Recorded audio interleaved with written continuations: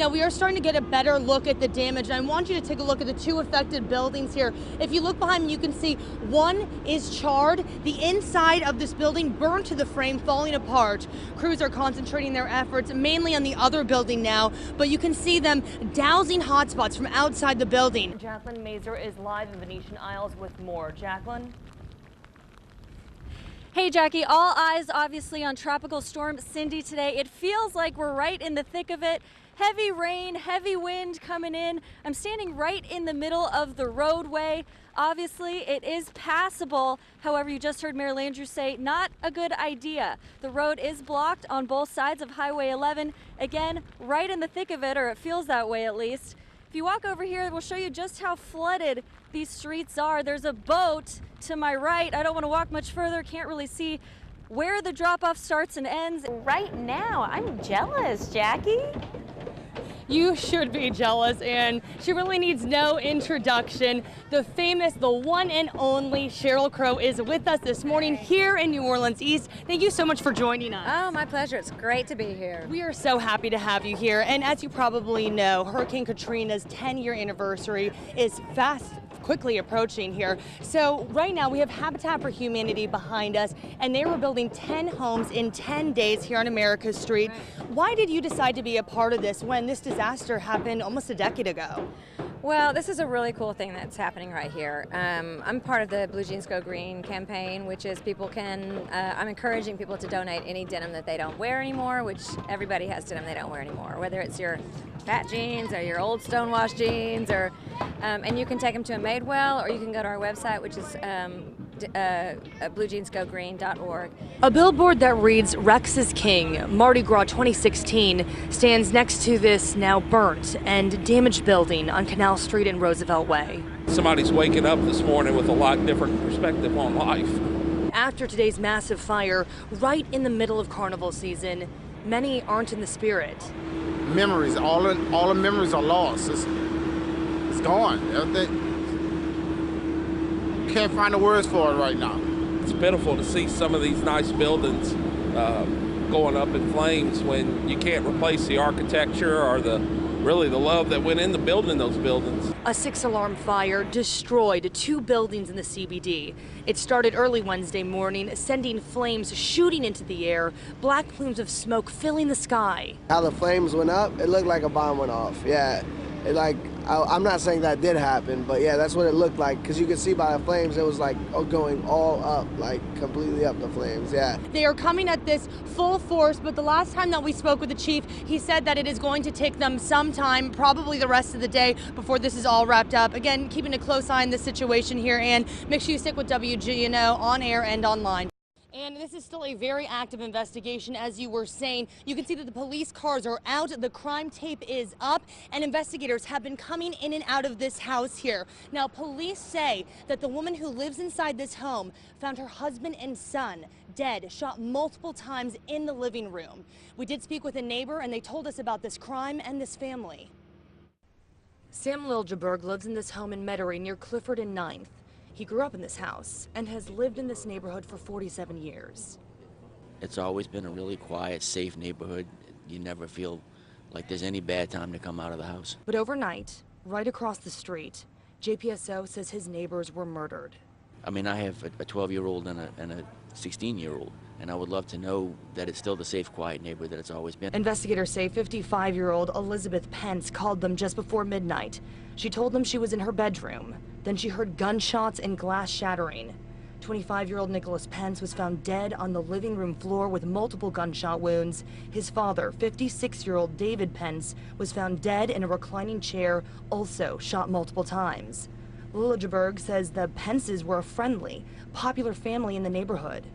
We've all been good friends. We've gone over there to watch Saints games many times. And I mean, they're quiet. There's never usually any kind of, in fact, never ever any kind of trouble in them. David was a kind man. Very nice, straight-laced, quiet man. He does his job, comes home, takes care of his family, a good father. And Nicholas was a good son and neighbor. Nick, I mean, he's always polite. Always said, hello and goodbye. Never did ignore you when he passed by. He and his friends were always out playing. They either play here or go by the lake and play different games. Normally when you see this kind of a scene. You see it on the news, and you don't see it in your front yard. And to see my neighbor's house, who I've known, especially Beth, who I've grown up with crime scene taped on our house, is really scary and puzzling. Consoling each other and their families. Stood here with my arm around my daughter, like not wanting to let go. Like, you know, you got to grab every moment while it's here. And right now we are taking a live look at this home, and if you look in the distance there, you can see those investigators walking in and out of a garage behind this home. So again, a very active investigation still. Now, police did tell us that no forced entry was involved with this crime, obviously still investigating. If you know anything about this, please call Crime Stoppers at 822-1111. Back to you, Ann. Running at the crack of dawn doesn't get more scenic than this. At Champion Square, more than 100 people, even a dog, come together to get in shape. Squats, under the fence push-ups, and those brutal lunges. How do your legs feel right now? They are pretty tired. They're hurting. Don't forget planks. A handful dwindles down to just 2. How do you feel right now? Fantastic. He's great. You look like you're in pain. Not shaking yet. In this plank off, a victor appears.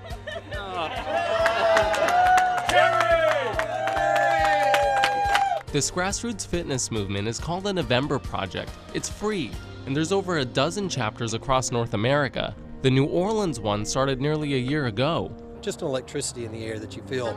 And it's really just, you have this runner's high all day long. Just that, wow, look at this group we've created and the community that we've put together. Sweat and all, this group is big on high fives and especially hugs. Ty just got a positivity award. Ty, come on down.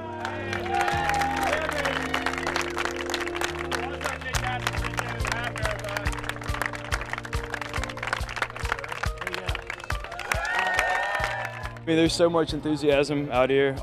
Everyone's kind of pushing each other, and just a lot of motivation, self-motivation, group motivation. Motivation is everything. Everyone works in teams, pushing each other, and giving kudos for accomplishments. These two amazing ladies ran the New York Marathon on Sunday. Let's face it, we're not all running machines, but this boot camp is for everyone. If you're a marathon runner, you can come and run as fast as you want to, or if you're like our moms, you can show up and just work out at your own pace. And over time, we've seen a lot of people who come who couldn't run a lap around the dome and are now running a lap around the dome after a couple weeks. After all, nothing easy comes without a little sweat.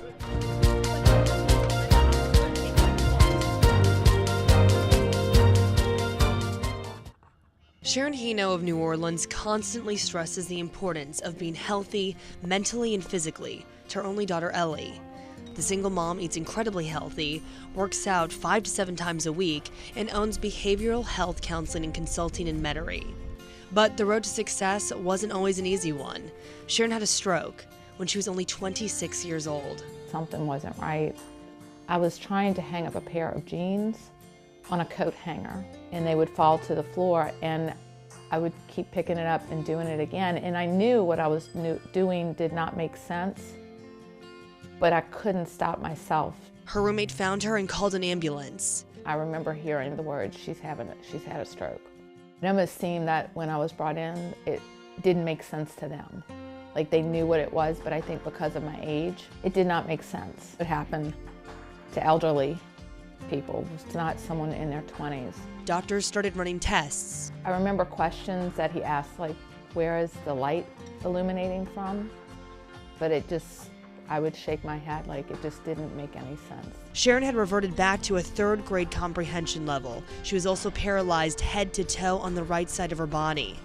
They didn't think I would walk again, much less live independently or function. Sharon's family had to tend to her for a year.